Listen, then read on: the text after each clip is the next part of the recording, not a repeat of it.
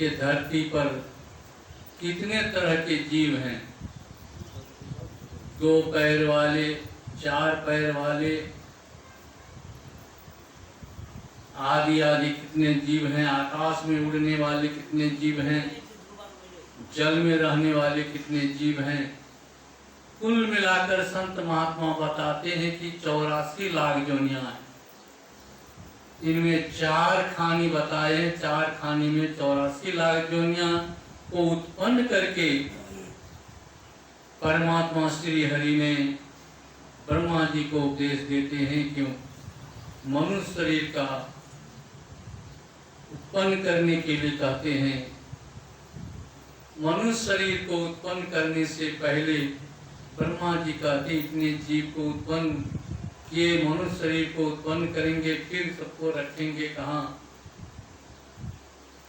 श्री हरि नारायण कहते हैं कि आप चिंता न करें, हम रखने का उपाय करेंगे।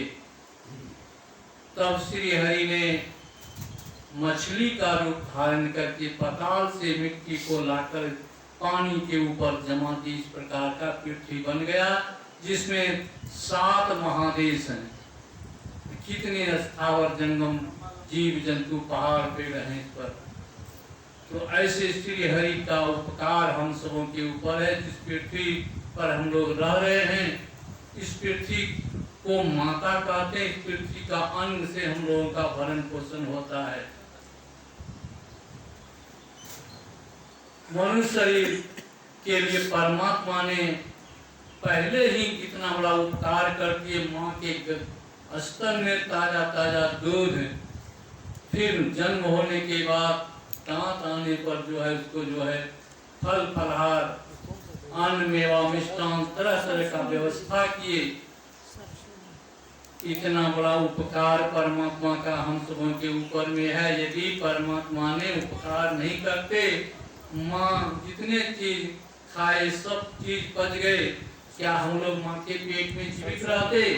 माँ की जठराग्नि में हम लोग जीवित नहीं रह पाते।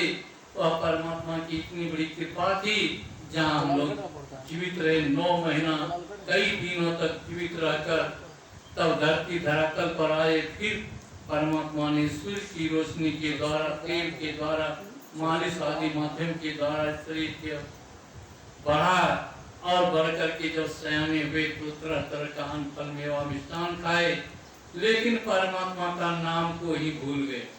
जिस परमात्मा का उपकार इतना ऊपर हम लोगों के ऊपर है, उसी को भूल गए।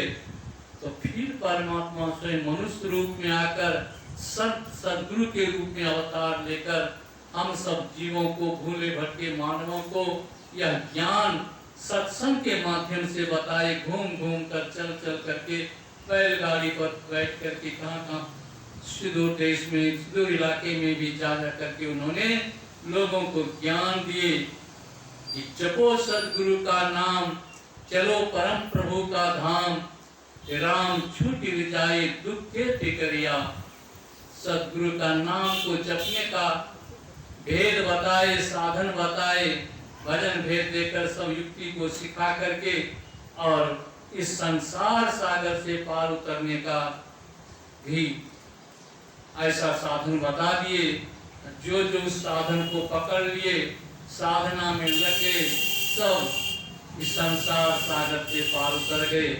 सबरी मैया कैसी थी? काली करोटी स्त्री जाति में सतयुग में थी और उन्होंने भक्ति करके इस प्रकार की मतंग ऋषि की भक्ति की उन्होंने कहे कि अब तक त्रेता युग आने वाला है, राम अवतार होगा, राम लक्ष्मण यहाँ आएंगे, तुमको दर्शन होगा। तो भगवान त्रेता युग में अवतार लिए और स्वयं जाकर सबरी मैया को दर्शन दिए। सबरी मैया का उद्धार हो गया। त्रेता युग में सबरी मैया का उद्धार हुआ। द्वापर युग में उद्धव जी को उद्धार किए, द्रौपदी आदि आदि बहुत से जीवों का उद्धार किए भगवान कृष्ण अवतार लेकर के। फिर इस कलियुग कली काल में संत रूप में आकर वही परमात्मा हम सब जीवों का उद्धार करने के लिए आए सदगुरु के रूप में और अपनी वाणी से उद्धार कर रहे हैं। हम सबों के अंदर में 5 चोर बैठा हुआ है, काम क्रोध लोभ मोह द्वेष, यह पांचों चोर जो है भक्ति करने के में बाधा देते हैं, भक्ति करने के लिए नहीं देते हैं और विषय हमेशा नीचे गिराने का काम करते हैं। पांच ही पांच परस रस गंध शब्द अनुरूप इनकर कार्य कीजिए बहुरी परभव को। यह पांचों विषय नीचे गिराने का काम करता है, इसके पीछे में पड़ने के लिए नहीं कहते हैं। और उस पांच चोर को मारने के लिए गुरु ने शब्द का बाण दिए हैं। कहते हैं पांच चोर के मारन कारण गुरु ने शब्द का बाण दिया। शब्द का बाण हम सब उनको दिए हैं। इसी शब्द का बाण से उस पांचों चोर को बांध करके उस पांचों चोर को मारेंगे, तभी जो है जीवात्मा परमात्मा से मिलाप होगी, परमात्मा से मिलकर परमात्मा स्वरूप हो जाएंगे। इसी के लिए मनुष्य शरीर है। यह काम अन्य शरीरों से नहीं हो सकता। 84 लाख योनियों में कोई भी शरीर ऐसा नहीं कर सकता। इस धरती धरातल से, इस मृत्यु लोक से ऊपर भी और कई लोग हैं, देव लोग हैं, गंधर्व लोग हैं, आदि आदि जहाँ यक्ष किन्नर रहते हैं, वे सब भी ऐसे ऐसे शरीर को पा करके भी अपना कल्याण नहीं कर सकते हैं। यह कल्याण जब भी होगा तो मनुष्य शरीर से होगा और इसको ऐसा पार करने के लिए दूसरा कोई नहीं। गुरु महाराज की वाणी में है ईश्वर देव पितर परिजन सो होत न यह उपकार। ईश्वर से, देवता से, पितर से, परिजनों से यह उपकार होने वाला नहीं है। कौन उपकार? जिससे जीव का उद्धार हो जाए। यह होगा कब? यह होगा गुरु में ही से ही।